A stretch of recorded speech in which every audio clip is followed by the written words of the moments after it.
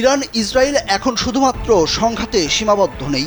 দুদেশের হামলা পাল্টা হামলা যুদ্ধের চেয়েও ভয়াবহ রূপ নিয়েছে। দুদেশই ব্যাপক হামলা চালাচ্ছে গুরুত্বপূর্ণ স্থাপনায়, তবে বাদ যাচ্ছে না বেসামরিক স্থাপনাও। ইরানের রাজধানী তেহরানে ব্যাপক বিমান হামলা চালাচ্ছে ইসরায়েল। পক্ষান্তরে ইরানও ইসরায়েলের রাজধানী তেল আবিবে ক্ষেপণাস্ত্র হামলা চালাচ্ছে। দুদেশের সাধারণ মানুষই প্রাণ ভয়ে ছুটে বেড়াচ্ছেন নিরাপদ আশ্রয়ে। এদিকে ইরানের হামলায় রাতে ঘর ছাড়ে ইসরায়েলরা। ইসরায়েল জুড়ে বাজতে থাকে সতর্কতামূলক সাইরেন। এ সময় ইসরায়েলিরা আশ্রয় কেন্দ্রের দিকে ছুটতে থাকে। ইসরায়েলি সংবাদ মাধ্যম টাইমস অব ইসরায়েল জানিয়েছে, তেল আবিব, মধ্য ইসরায়েল সঙ্গে আসদ এবং আশকলনেও সতর্কতামূলক সাইরেন বেজে ওঠে। RICL TMX, যুগের পর যুগ স্থাপনা থাকে মজবুত।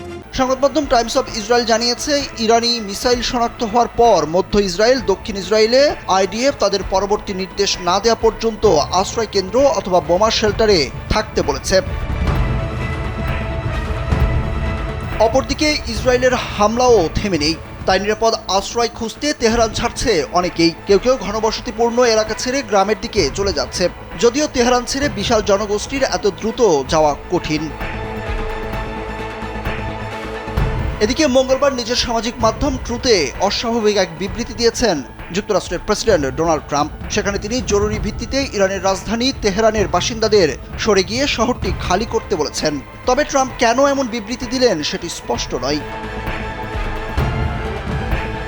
এই বিবৃতিতে অবশ্য ইরানের সঙ্গে পারমাণবিক চুক্তি নিয়ে কথা বলেছেন তিনি। এতে ইরানকে দ্রুত সময়ে চুক্তি করার আহ্বান জানিয়েছেন ট্রাম্প। সুরুজ আহমেদ, কালবেলা।